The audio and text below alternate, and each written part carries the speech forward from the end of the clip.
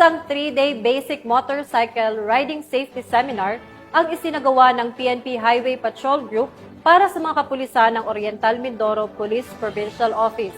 Ito ay kasama sa pagpapaigting ng programa ng pambansang pulisya na mabilisang pagtugon sa tawag ng ating mga kababayang nangangailangan ng tulong. Patrolman Mark Roland Feliciano sa balita. Pahinga, 3-day basic motorcycle riding safety seminar na ginanap sa Motorcycle Riding Academy sa Barangay Sapul, Calapan City sa Oriental Mindoro. Pinangunahan ito ng mga tauhan ng HPG Mimaropa sa pamumuno ng kanilang regional chief na si Police Colonel Christian B. De La Cruz at pakikipag-ugnayan sa Police Regional Office Mimaropa sa pamumuno ng Regional Director na si Police Brigadier General Roel C. Rodolfo. Sa pagsisimula ng nasabing aktibidad ay pinangunahan ito ng mga safety reminders sa pagmumotor at ang kahalagahan ng pagkakaroon ng knowledge about basic motorcycle training. Para saan nga ba at ano ang kahalagahan ng aktibidad na ito? Isa sa mandate natin is the road safety. Yun ang pinaka-ano natin pinaka ginagawa natin.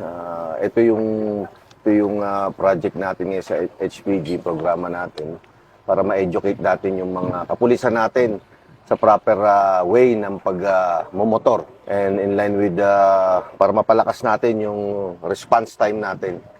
Actually, matagal na itong project ng Highway Patrol Group. Itong mga ginagawa nating training. Pero this is the first time na yung mga local police natin dito sa Mimaropa, yun ang ititrain natin.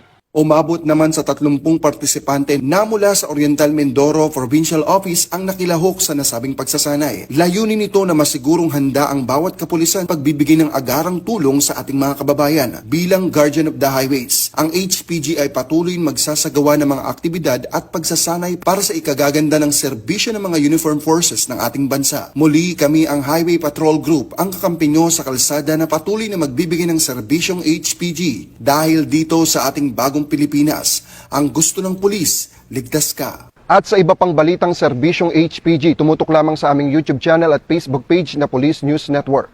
Mula sa tanggapan ng kakampi nyo sa kalsada, ako po si Patrolman Mark Roland Feliciano para sa Police News Network, alagad ng batas, tagataguyod ng balitang pulis.